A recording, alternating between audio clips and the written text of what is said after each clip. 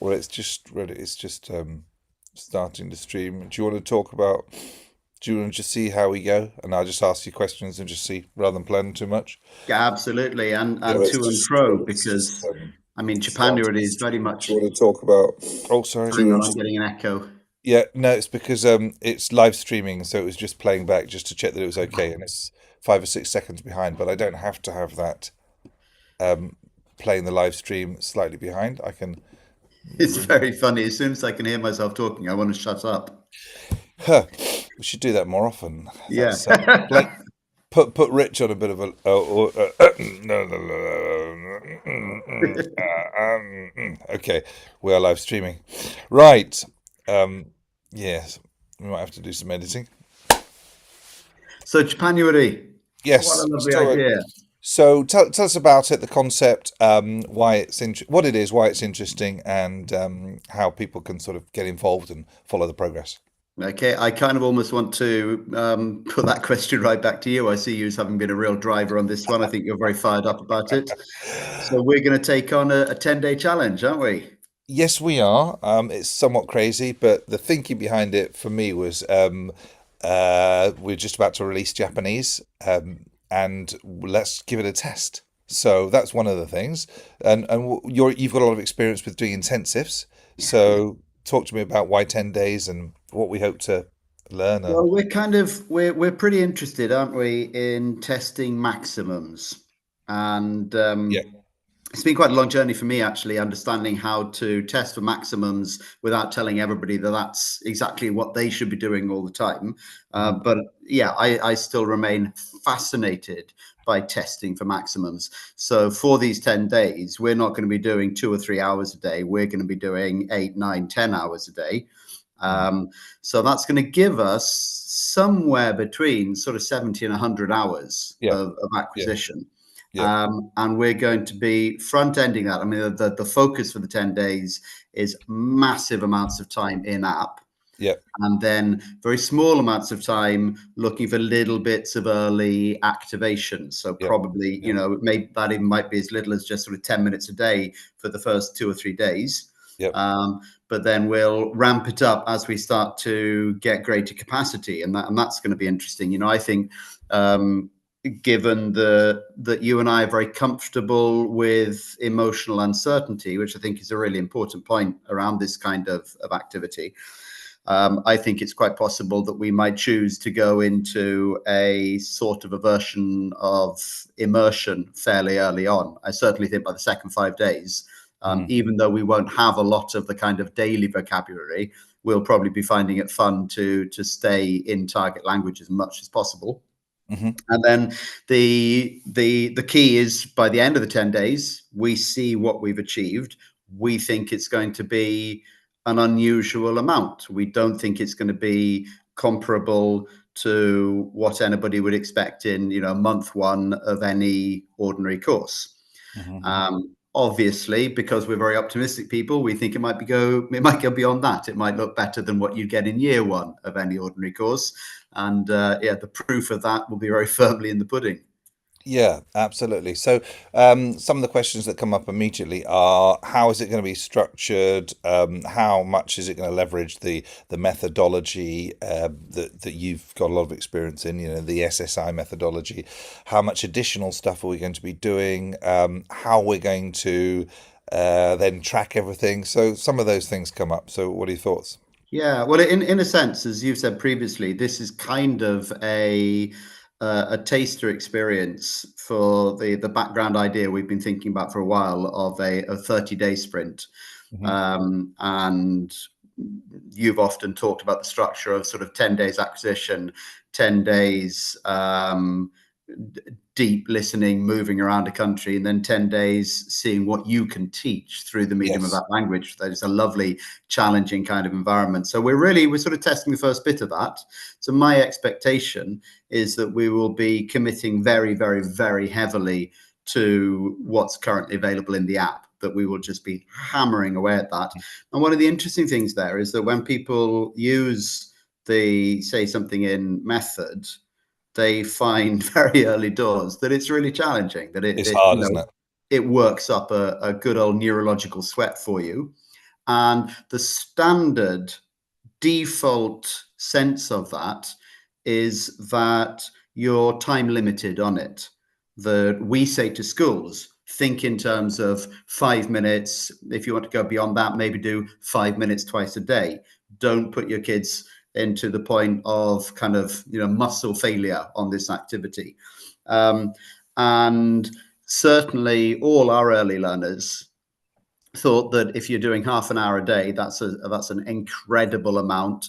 And the truth is, if you're doing half an hour a day with this, you'll see extraordinary results by the end of month one, month two.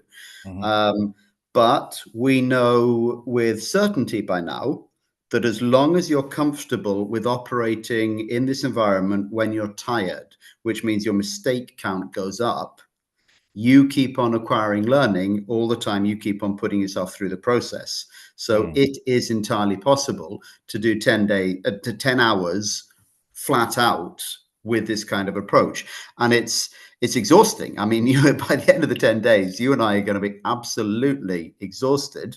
But it is also genuine growth. You don't get, I think the sort of the expectation when people sort of start to push their boundaries and maybe they do an hour's session or a little bit more than an hour, they presume, okay, when I reach that stage where I just feel punch drunk and I'm making loads of mistakes, obviously I'm not learning anymore, I should stop. But what we've seen from tests is that's absolutely not true. That all the time you are managing to maintain focus, you are continuing to learn. You just have less and less information telling you that you're learning successfully. It all comes later on. So it'll be really interesting for us, given how much we know about it and how much confidence we have.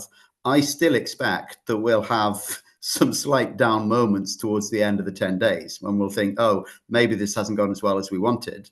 But then I predict the 3 or 4 months down the line, when our brains have had time to consolidate and to do some of the marvelous and quite mysterious things that happen when the effort stops, but the neurological structures continue to refine, I think we might have some surprising moments.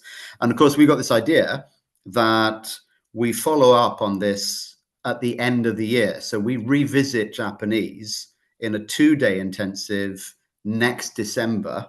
Yeah. And we see what that curve looks like compared to doing 1 day intensively each week for the 12 months. And that's going to be fascinating. The second day, I predict that at the beginning of the 2-day intensive a year from now, that we will, before starting, feel as if there's very little Japanese left for us. And I predict that by the end of day one, we'll realize that that was completely not the case. Yeah. So to be a clean test, we're not really supposed to speak any Japanese in the interim, really. Yeah, basically. I mean, I think that should be reasonably easy to do. Yeah. But I do also think that speaks to another issue here, which is that we're not trying to pretend that this is academic research. This is action-based research. I love that way of phrasing it that you came up action with. research. Yeah.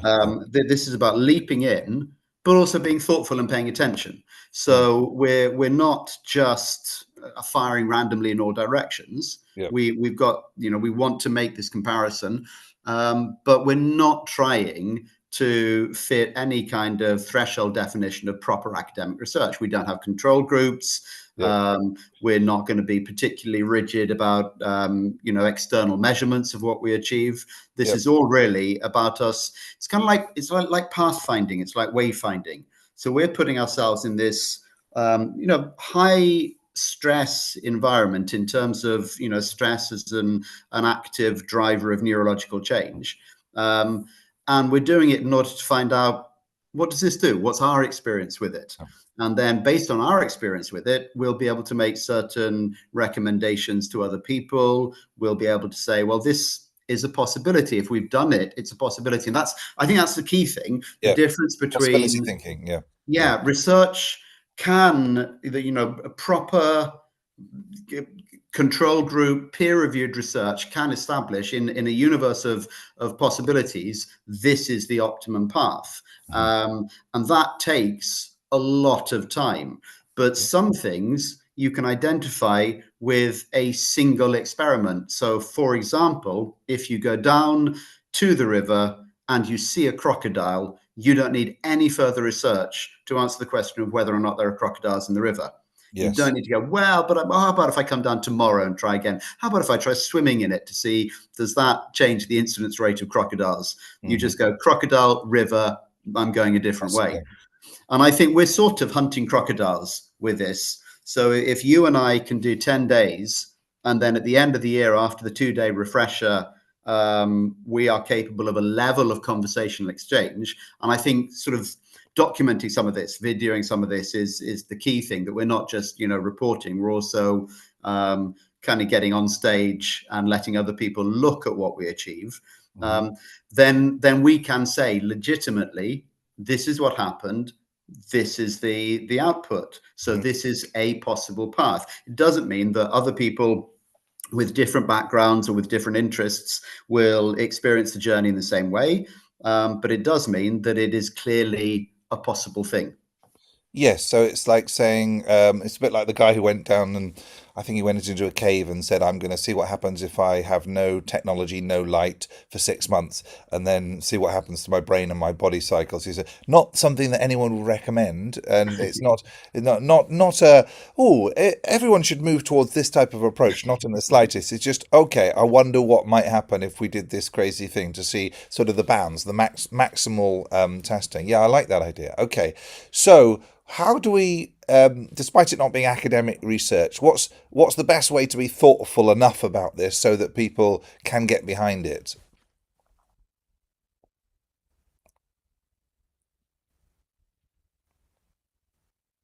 Have we lost connection? Interesting. I think I've lost you there. Maybe I will Yeah, carry on. Oh, you're back. Okay. yeah, So back. the question I'd asked was, despite it not being academic research, what are the best ways that we can structure this a little bit so that people can get behind what we're doing and can believe in it or can trust the process a little bit. Yeah. Yeah, I think, I mean, you've touched on the important word there, I think, belief. Yeah. Obviously, anybody can sort of do a couple of minutes of, here I am about to learn a language. I mean, I could literally say, well, Tom, here we are about to learn Welsh. And now here's the clip of us 5 minutes later. Look how much Welsh I speak now. So you've got to, if you're doing this kind of mycelial pathfinding approach, showing possibilities, then it's important, I think, you give people at least a reasonable framework to presume that what they're seeing is an accurate representation. So I like your idea of doing a little bit of live casting each day at the end of the day when we're absolutely Yeah. exhausted Yeah. and we'll be punch drunk, and it'll be pretty obvious that we're not a Yeah. polished professional operation. But it should also be very obvious from that there'll be the 10-day journey Mm. of live casts that have gone out as live casts. So that's kind of reasonably trackable. Yep. And also there'll be I mean, anybody with any experience of language acquisition will be able to look at the experiences we're having and recognize them as learners who are putting their brains under quite a lot of pressure. Yeah. And I We'd have to think, be very good actors to pull off the fact that we speak Japanese already and we're just really struggling to surface some words at the very beginning, wouldn't we? Yeah. yeah, I mean, it is, it's we operate in a sense in a field where there's a lot of interest. There are a lot of people whose approach is the kind of the influencer approach, and they're looking to have large followings that they can monetize and all that kind of stuff. So there's sort of typical capitalist pressure for people to behave in certain ways.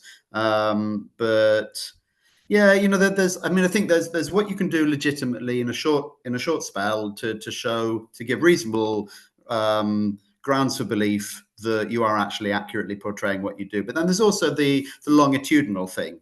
Mm. So anybody who hasn't worked with us previously, they can go and have a little bit of a look at our footprint on the internet, the projects we've been involved in over Yep. time, and they'll broadly see that we're this is standard behavior for us, that we're out Yep. there trying these kind of mycelial experiments. Yep. And I think, I was just thinking about some of the the value of it. I mean, you were saying earlier that we're not going to be saying this is a model everybody should follow, and I agree with that.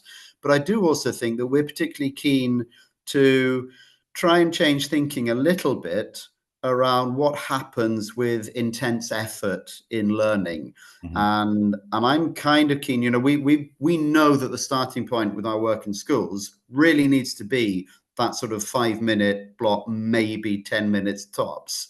But A I'd also day. love, yeah, and in a sort of single run. Yeah, yeah. But I'd also love to work with schools, and I think we've got some possible candidate schools where we think in terms of, what would the impact be if we tried to map out for the children that sitting with the discomfort of getting tired with it will itself drive a neurological adaptation to the methodology.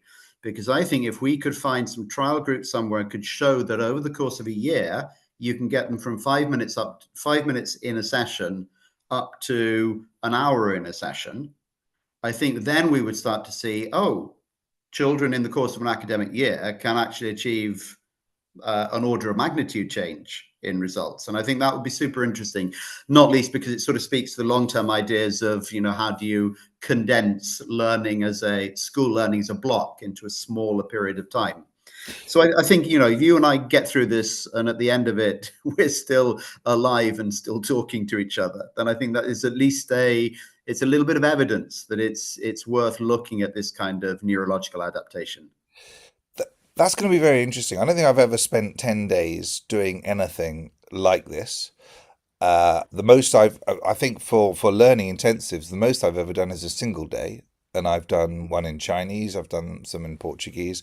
The famous Welsh experiment I did, I was only doing really 2 hours a day, 1 hour of learning, and then 1 hour of trying to do some activation over a 30-day period. What's the most you've ever done as a learner?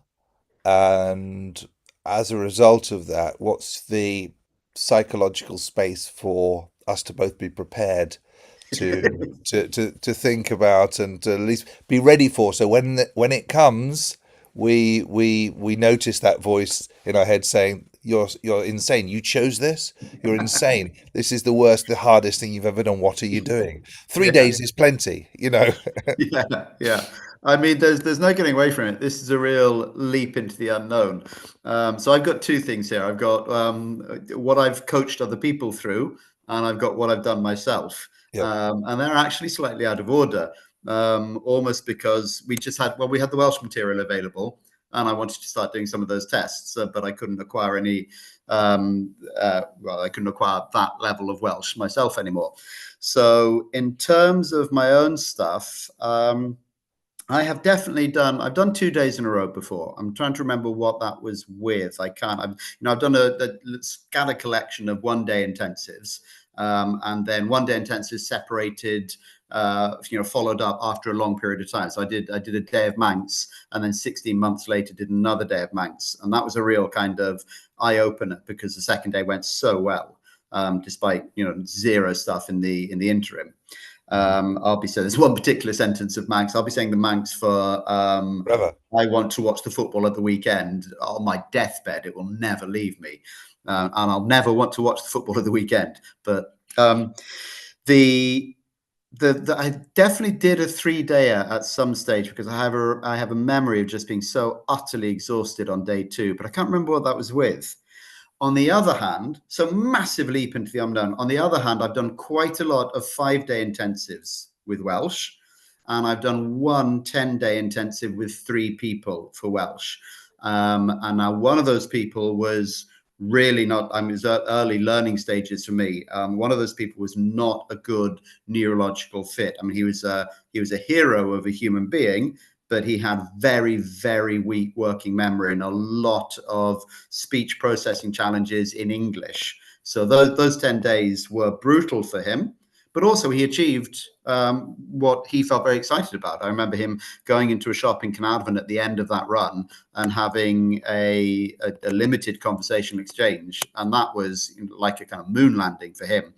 The other 2 people on that 10-day intensive did just superbly well. Really, really eye-wateringly exciting stuff. I mean, both of them were basically engaging in conversations by the end of it.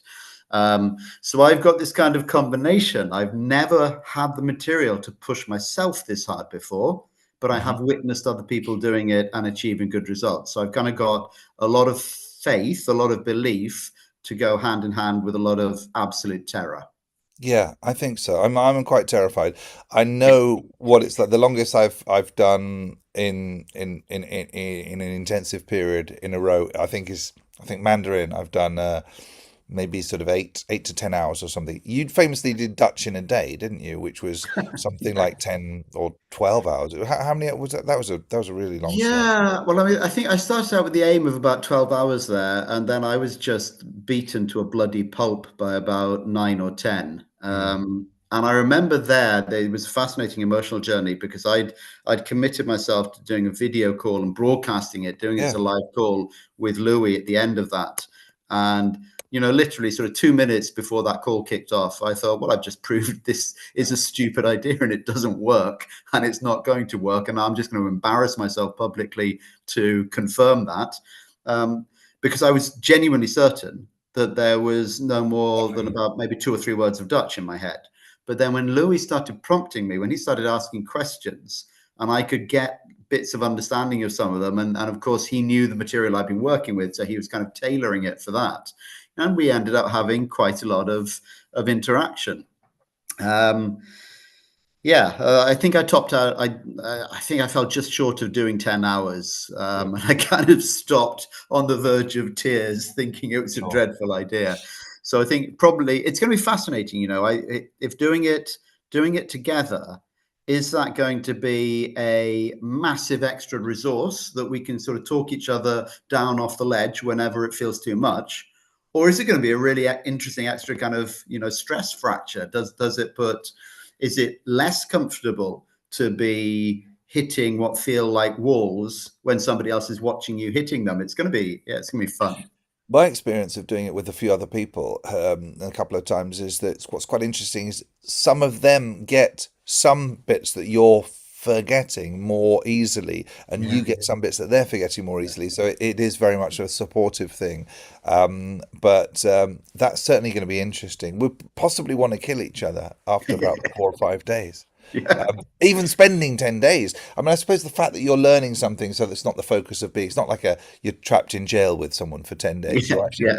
both on your own individual journeys actually learning. So it's almost like a together we're fighting the beast, that Yeah. was trying to slay this demon, the Japanese, um, this body of knowledge that we know will yield to us, but we'll probably hate it. Yeah. Why are we doing this again? Remind me, because I'm just thinking it through. I'm thinking, really? Well, Superb question. I yeah, mean, there are several different factors, aren't they? I mean, number one, which we do need to keep reminding ourselves about, is because it's fun, it's Tom. fun. It's fun. Fun. We're going It's to fun. enjoy It's it. fun. Yes, yes, that's right. Number two is it's testy. Yeah, yeah, It's mycelial. It's yeah, finding out what it's going to be like. yeah, It's let's do yeah, it. It's climb it because it's their yeah, territory. yeah, yeah. Number three, of course, is we want to let people know we got a Japanese course, and we want Yes, to get that yeah, out there and get people yeah, using it. yeah, Because the more people using the courses, the more courses we can build. yeah. Um, those are the three things, really, aren't they? Yeah. I think so. And so finally, you talked about this notion of testing against other particular variations. So, what are the three other or the other ways of perhaps learning that might be more achievable by other people, but also they're just interesting as different approaches? Yeah. Well, we've committed to doing sort of two comparison threads. One which I'm actually incredibly looking forward to, and I think we've got to be firm with ourselves about scheduling these because they're the kind of activities that daily life pushes to one side. So I think we need to at some point we need to actually say these are the days they're going to be. Mhm. So we committed to doing one intensive day each month with our new Finnish course. Ganesh. Yeah. Um, and we are basically in the same position with Finnish as we are with Japanese. It's not Yeah. quite exactly the same because Kai did a series of sort of mini lessons Yeah, in I our speak company Finnish. Slack. I speak Finnish as well. It can't be that hard, right? Mahaloon, Pohua, Suamia, or something. Yeah, yeah. Yeah, I've got yeah, those sort of couple of models. yeah, yeah. I'm solid on Mahalo Aisin, Puhua Mahalo, yeah, Suomea, yeah, yeah, Punkansa, yeah. Newt. Some And cancer, that sounds sort of confident, but yeah, quite that limited. is about 80% of the Yeah. Finnish I can Yeah. say. But it's So hard, isn't it? basically, Finnish is quite a well respected as a difficult language. So you're thinking it's broadly comparable. The difficulty I'm thinking immediately is how difficult it is to test when it's different languages as well. So yeah, and this is why you've got to have some of this kind of it's an action test, yes, action research, exactly. Yeah, flexibility. exactly. Yeah, I mean, I'm very interested in concepts of language difficulty because I think, broadly speaking, they're all the same activity that you have to form memories for words and memories for which words fit into which other words. And that's the same level of synaptic work. But of course, what does impact is people's sense of familiarity.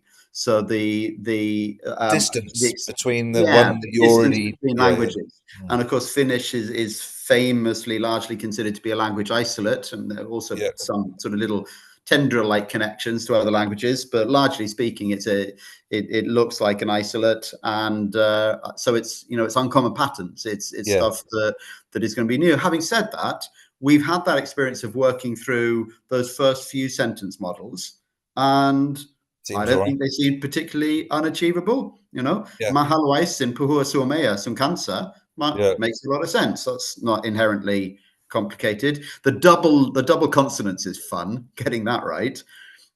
And the double vowels as well. If that's the one, yeah. Yeah, Yeah, yes, yeah. I'm nowhere near even beginning to get those yet. But so Yeah. Finnish, Yeah. Okay, so we finish. are starting from effectively scratch. So we think that's a decent comparison to the Japanese. Mhm. And then we wanted to do this one other thing of doing one intensive day a month with a language that's much, much, much more familiar to us. So we're going for Italian. Yes. And the understanding here is that, I mean, you've got conversational Spanish, I've got just conversational Spanish, really. We can both get by in French. Yeah. So Italian is already triangulated for us. I've previously had a go at learning Italian, but that's like 25 years ago. So what we want to see is what happens in terms of kind of reactivation and Yeah. language familiarity. So our Yeah. expectation is that we're going to be significantly further down the line with Italian than we will be with either Japanese or Finnish. And that's going to be a really interesting little kind of soft, fluffy measurement at the end of the year, Yeah. because we might, the size of that gap, we will have a sense of the size of that gap. And if the size of that gap is roughly what we're expecting, okay, that's a sort of a confirmation. If the size of the gap is markedly different in either direction, that will be super interesting. Yeah. Okay. Have you seen anyone try your method and not learn? I thought you were going to say, and try your method and die. Yeah.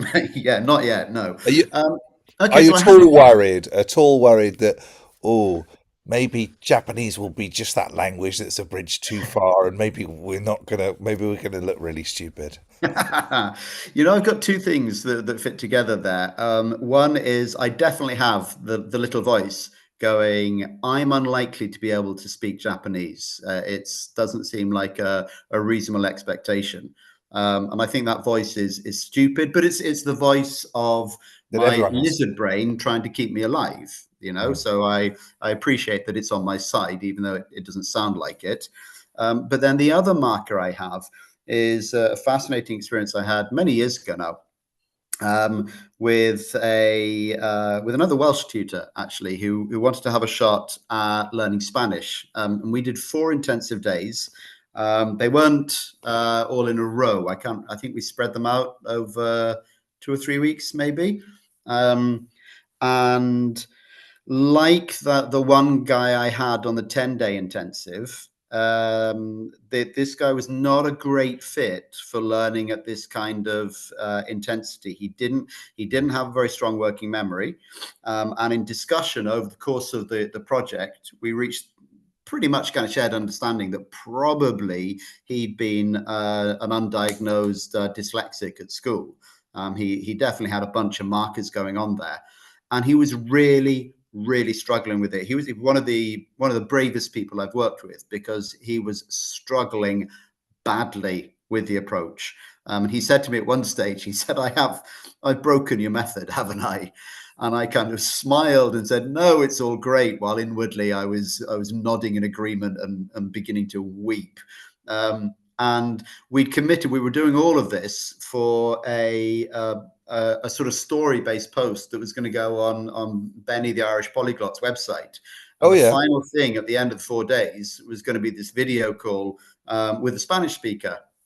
And I really, I was going home with my head in my hands at the end of each session thinking, great, this is going to be, published on a very busy website, and it's going to prove that this is a very stupid approach. It doesn't work. And we got to the end of the 4th day. And I mean, literally he'd been sort of consistently getting maybe 2 or 3 phrases out of every 10 on the nail. And the capacity to continue in that kind of environment was pretty inspirational, actually. It was like watching somebody determined to knock their way through a wall with their own head. It was stunning stuff. Okay. And on the 4th day, we took the last hour before the video call that had been arranged. We kind of took it off. And I thought, okay, I'm in desperation now. I'm going to try and prime. I know some of this stuff has sort of passed through the area of his brain, and we haven't had any of it coming out yet, but maybe I can just prime a little bit for some of the things he's likely to hear in the conversation. And it was an even worse level of failure. I mean, basically all the stuff I tried to prime for that I thought Gabby was likely to ask, it was really not coming out. I don't think I heard him put more than 5 words together successfully in a row at any time in the 4 days. And then he got on the call. Gabby started speaking to him, and I watched in real time as he had the moment of realizing that he could say 3 words, but then he could say another 3 words, and then he could say another 3 words, and then he could say another 3 words. And he had genuine conversational interaction after having had 4 days of what anybody would have assessed as absolute failure. So clearly our concepts of what is failure and what is success bear a little bit, closer analysis. So I am going to remind myself of that. And you know what? There's one little extra piece of fine tuning that we should consider for that, because the absolute driver for that, and also for my Dutch experiment with Louis, was being in that conversational interaction. Yeah. So we should absolutely get a Japanese speaker lined up to get on a call with us at the end of the 10th day, which will 100%. feel incredibly exposed, but it will almost certainly be the trigger for using a lot of what we thought wasn't in there. And that's one of the questions I was going to ask you. Okay, so in terms of the activation of the thing, how much should we anticipate? Perhaps during the 10 days, should we have a few individual sessions with a Japanese speaker, or should we leave that session to the very end? How do we manage the fact that, because I remember doing some 2-hour sessions that you advised us on when I was doing Portuguese with my students at the Leadership College in Cambridge. And you said all you need to do is once a week, sit down for 2 hours with a no English and record it. So you're absolutely not speaking any English for 2 hours, and the stuff will start to surface. And that activation is surprising. The brain seems to know what to do, even when your conscious awareness of it is that I don't have anything. It just after a while comes out. So do we have to build some of that in during the 10 days with a Japanese speaker? Not what should we do?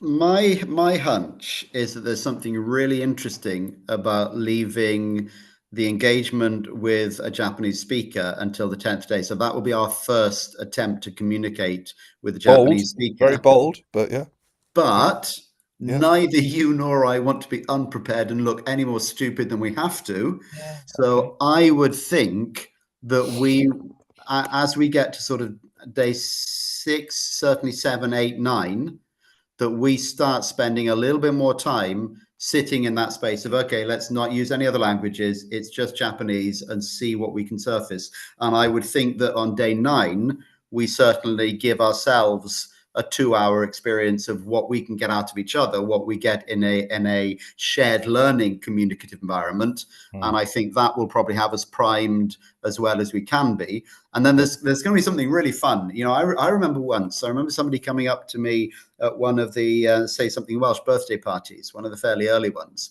And he was a guy I hadn't met before. And I wasn't kind of conscious of who he was in the forum or anything like that.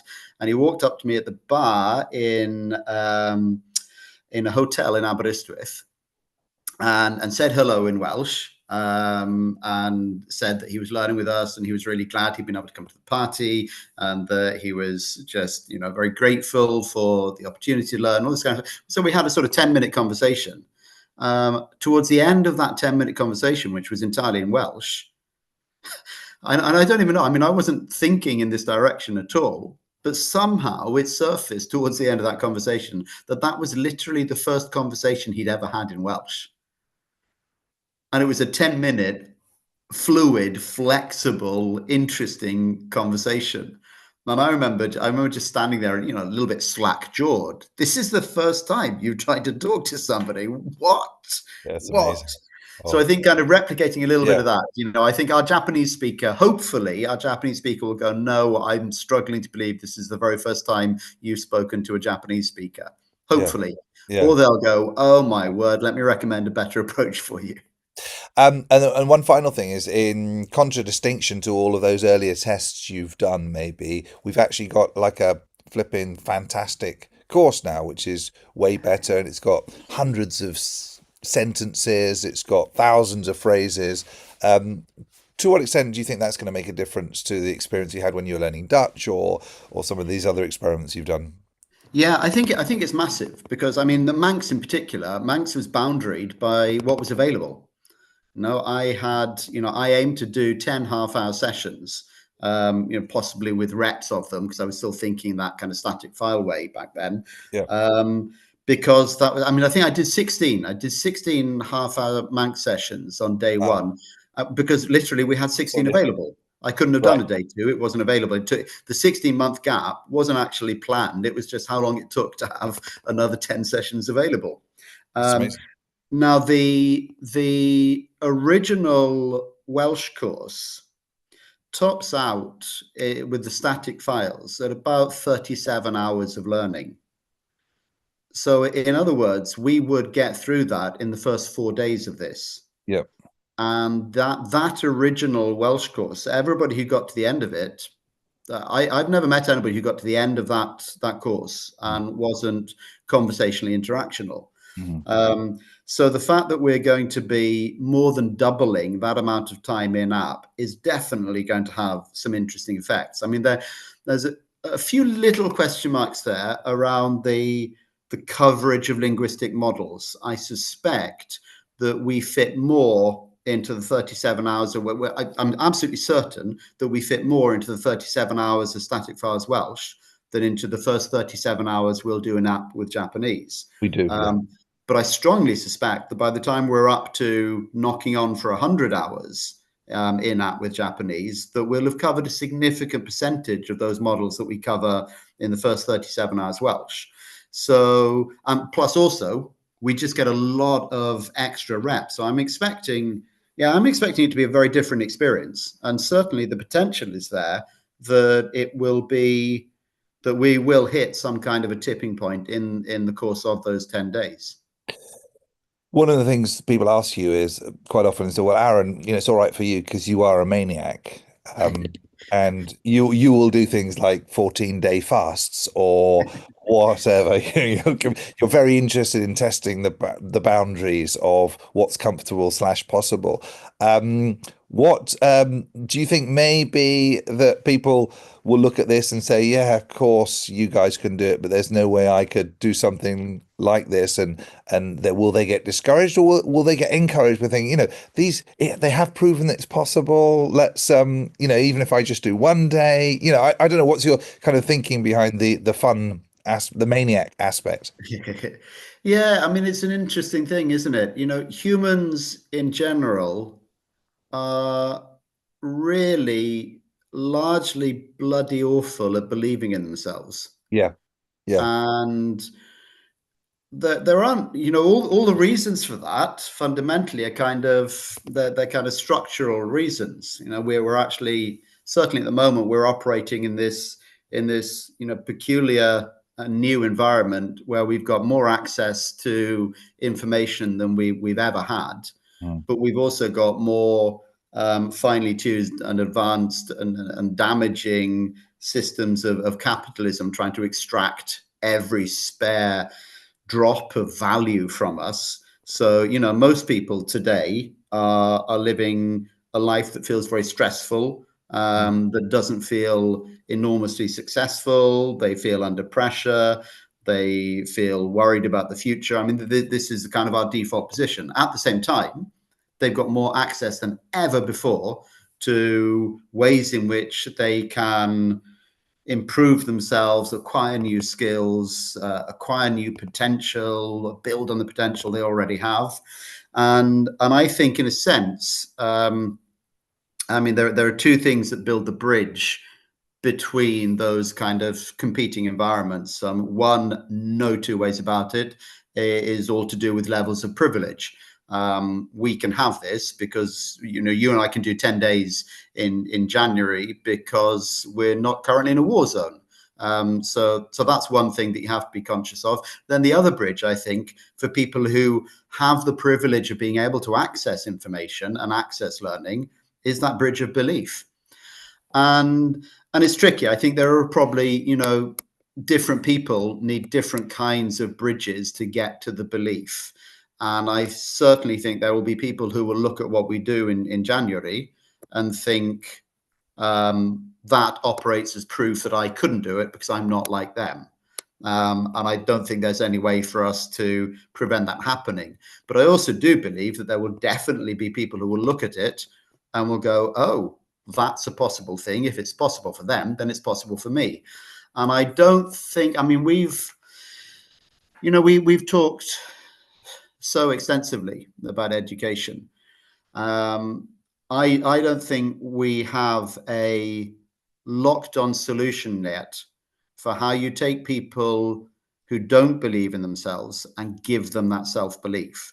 I think we start with that belief on their account, because we know that you've got these two elements of the deal. You've got about 100 billion neurons, and they're plastic. They change. They will. You can grow new neurons. You're building new synapses literally all the time, and therefore all you have to acquire is the right input, and you will then reach a stage of output. So we know that, and we know that children are massively impacted in terms of their academic success by just how much language they're exposed to in the first couple of years. So literally, kids with talkative, engaged parents have better academic outcomes than kids with parents who aren't very talkative and don't engage them very much. Yep. However, the kids in the second group, who are often the kids who get marked as being the lower stream kids, and this can happen, as you know, terrifyingly early in the process, they still have approximately 100 billion neurons,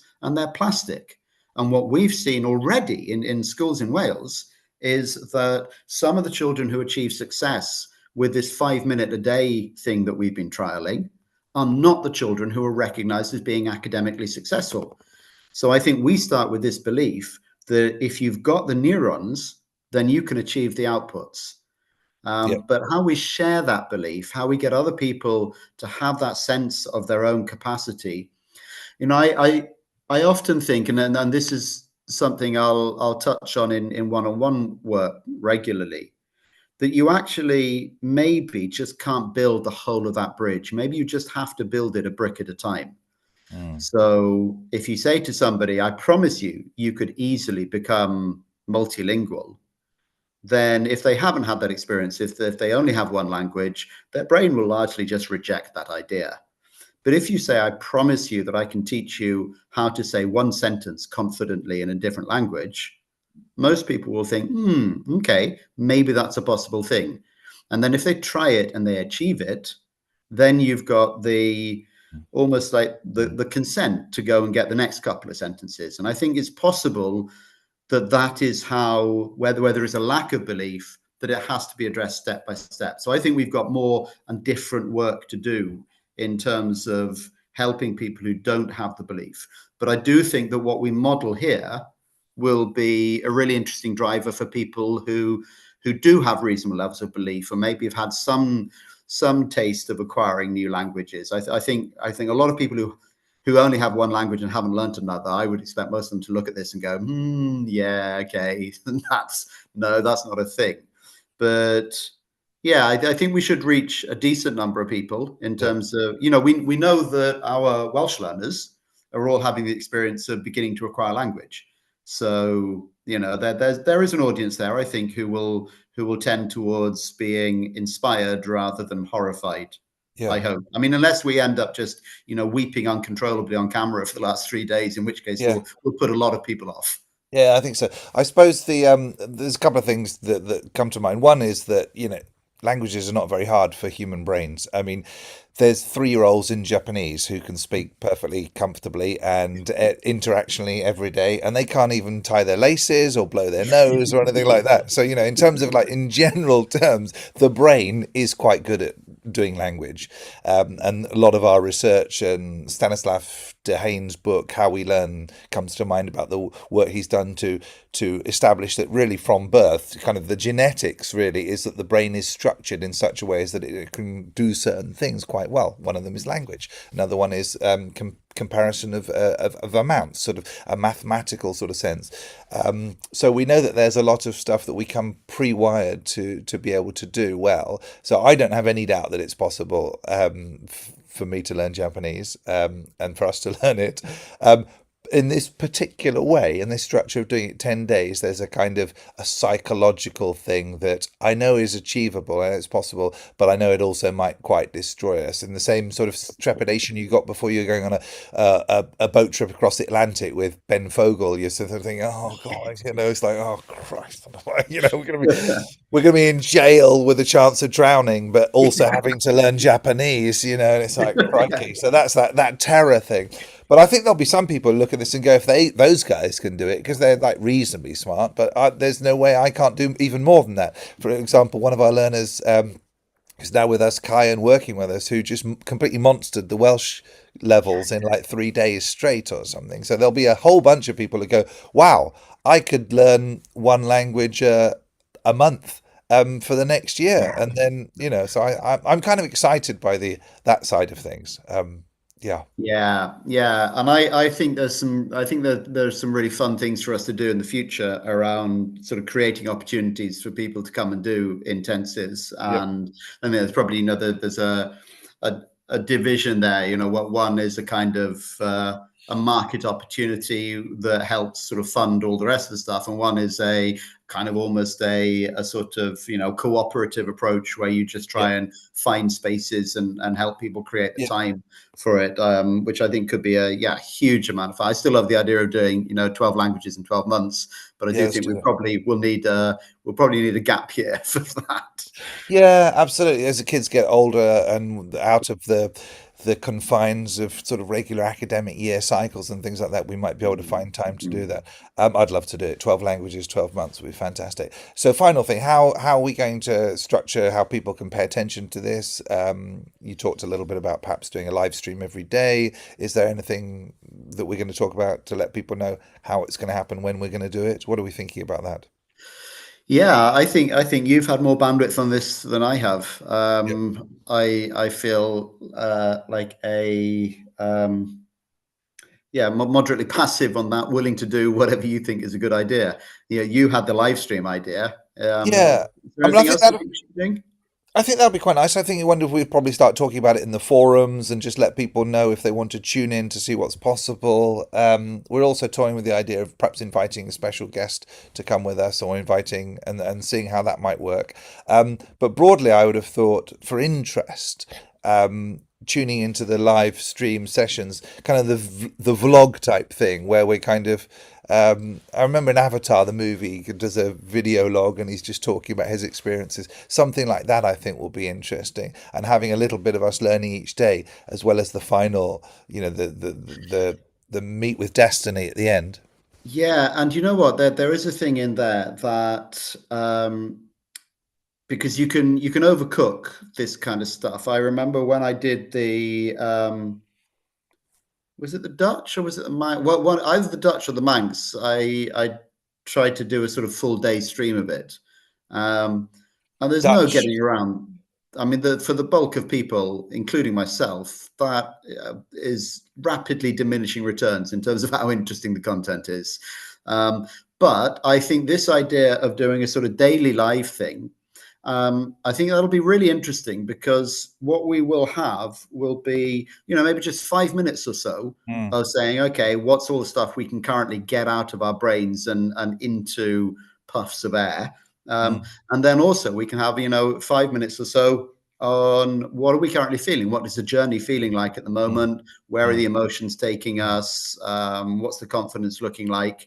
And I think on a sort of 10-15 minute clip Daily like that update. at the end of each day will actually be genuinely, for a certain subset of people, very interesting viewing. I think it'll be good for us as a record. I think so. We're definitely going to do it, and something. The notion of doing something that has a daily cadence, I think, will be good, so you can see the progress.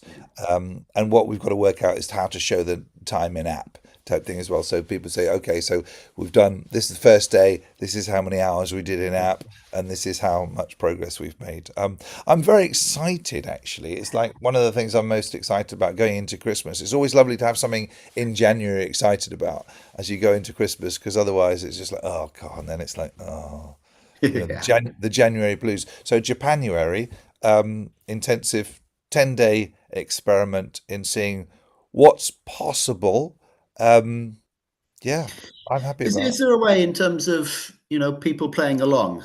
I mean, the Japanese is available. Is it Yeah, in beta now in the app? the Japanese is in alpha at the moment, but it will be going to beta anytime soon in the next few days, I think, or week or so. Okay, So yeah, so it there's no is. reason why they couldn't join in and yeah, okay, and then see where you are. I mean, we could. Yeah, that'd be interesting. The people could sort of like just you do 10 hours a day as well with us if you're available from wherever you are in the world. I'm also kind of thinking, I mean, I think probably, the number of people who'll be able to put 10 hours a day into it for 10 days in a row will be minimal, and by which I mean largely you and me. Yeah. But what I'm wondering is if it might be kind of interesting, sort of play a little bit of a game with it, and to say that anybody who plays along at the end of the 10 days, let's have a big old shared Zoom call Mm. where everybody can have a go at saying some of the stuff they've learned in Japanese. That might be kind of fun. And all you need to come onto the Zoom call is literally to have learned any Japanese in the previous 10 days. That might be kind of fun. Brilliant. So you could have this just massive sort of tiny like face sort of big Zoom wall type Yeah, thing, and yeah, it would have yeah, the only thing you'd have to have not really been able to speak any Japanese before, and you've learnt something in that 10 days. Yeah, that would be fun, yeah, wouldn't it? And have that as a kind of a party celebration after we've done our more deliberate, intense conversation with yeah. the native speaker. Okay, brilliant. I think that's probably the sign from the universe saying that we should end this call. I'm very excited. There'll be lots more information we'll share over the next few weeks as to this, but we're going to do it in January, Japanuary. We kind of have to. We're forced. We can't. Yeah, we Oh, can't let's do just do it in March. It'll be we can't fine. do February. No, Yeah, it exactly. doesn't Just not didn't do work. So yeah, it's exciting. I'm really excited. So this time next year will be Japanese speakers. Yeah, yeah, at some level. And Yeah. there's an interesting extra thought. It would be really interesting, a year from now when we've done the final wrap up 2 days, Mm. actually to consider going and getting external accreditation on the CAFA ratings. I Yeah. mean, obviously we're going to be saying do not test us on reading and writing, but a CAFA and actually paying for a CAFA test would be Listening and speaking. Listening and yeah, speaking would would be be able to do that. Yeah. superbly interesting. Oh, one final thing comes up always is there. How much additional listening content are we going to be using? Because I think we're going to be monitoring the app mostly rather than doing additional listening. But do we think that's just something that we should weave in? I think at this stage, no. I think that's something that belongs to the sort of second and third parts of Of a 30-day yeah, intensive. yes, And I also think, I gotcha. think about the model of it, the 2 days next December. Also, I don't think listening will get noticeable results in that period of time. I mean, I'm slogging through this at the moment, as you know, with French. French, and that work to get yourself up to kind of C1 listening is a long, hard slog. It's the thing that people kind of Mm, are right about when they say learning languages takes a long time. Of yeah. course, you can have all these interactive, fun experiences before you get to just being able to watch television, listen to radio easily. Mhm. So I think that maybe that will be the follow-on project, and it might be that actually that turns out to be a good fit for the work that we're already kind of thinking about, Yeah, maybe for 2026, yeah. in terms of weaving advanced listening into the app. Yeah. Yeah, 100%. Yeah, that would be good. So that's good because it means I don't have to worry about sort of preparing any listening materials for Yeah, Japanuary. Good. yeah, I yeah, like that. definitely not. Less work. Just hit play on the app. Yes, yeah, Let the hit app play, Dave. let the app do its work. Okay, brilliant. I'm gonna let you go, sir.